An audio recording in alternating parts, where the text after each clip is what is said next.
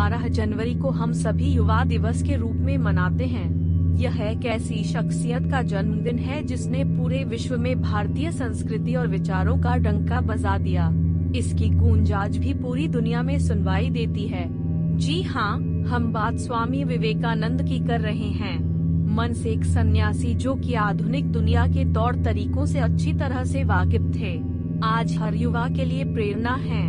12 जनवरी 1863 को कोलकाता के एक बंगाली परिवार में उनका जन्म हुआ था। उनके पिता का नाम विश्वनाथ दत्त और मां का नाम भुवनेश्वरी देवी था। स्वामी विवेकानंद के बचपन का नाम नरेंद्रनाथ दत्त था। स्वामी विवेकानंद आध्यात्मिक गुरु होने के साथ ही देशभक्त और कुशल वक्ता थे।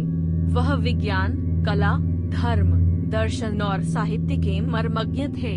उन्होंने भारतीय कला और संस्कृति के महत्व को दुनिया के सामने उजागर किया। शिकागो के धर्म सम्मेलन में उन्होंने जैसा भाषण दिया था, उसकी चर्चा आज भी होती रहती है। साथ ही उनके आगे अब तक कोई दूसरा उदाहरण नहीं आ सका। 11 सितंबर 1983 को उन्होंने यह ऐतिहासिक भाषण दिया था।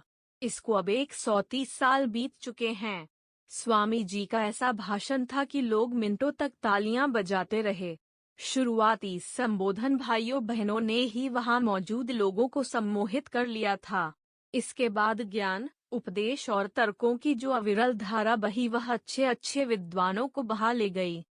आइए जानते हैं कि स्वामी विवेकानंद में उस भाषण में ऐसी कौन सी बड़ी बातें कही थीं जिनका आज तक सानी नहीं मिला।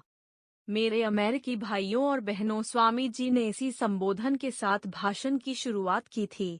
उन्होंने आगे कहा, मैं सभी धर्मों की जननी और दुनिया की सबसे पुरानी संत परंपरा की ओर से आपको धन्यवाद देता हूँ और सभी जातियों, संप्रदायों के लाखों, करोड़ों हिंदुओं की तरफ से आपका आभार व्यक्त करता हूँ। मैं यह बताने वालों को भी धन्यवाद देता हूँ कि दुनिया में पूरब ने सहिष्णुता और सार्वभौमिक स्वीकृति का पाठ दुनिया को पढ़ाया है। हम विश्व के सभी धर्मों का सम्मान करते हैं। स्वामी जी ने कहा, मुझे गर्व है कि मैं उस देश से हूँ जिसने सभी धर्मों को शरण दी है। मुझे गर्व है कि मैं ऐसे धर्म से हूँ जिसने पूरी दुनिया को सहिष्णुता और सार्वभौमिक स्वीकृति का ज्ञान दिया। हम विश्व के सभी धर्मों को बराबर सम्मान देते हैं। हमने अपने दिल में इजरायल की पवित्र यादें संजोकर रखी हैं। जब रोमन हमलावरों ने उनके धार्मिक स्थानों का विध्वंस कर दिया तो उन्होंने दक्षिण भारत में आकर शरण ली। हम सताए हुए लोगों को शरण देते हैं।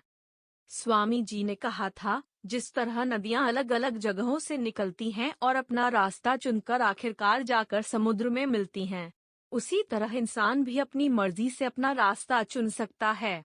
रास्ता देखने में अलग हो सकता है लेकिन अंत में जाकर एक ईश्वर पर ही खत्म होता है।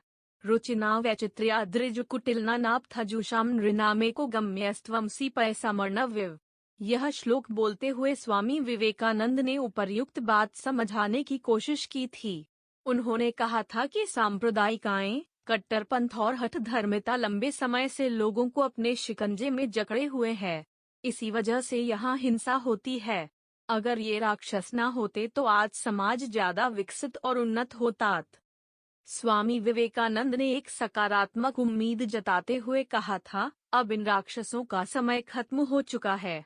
मुझे उम्मीद है कि सम्मेलन का नाद कट्टरता, हठ धर्मिता और दुखों का नाश करेगा। यह चाहे तलवार से संभव हो या फिर कलम की धार से।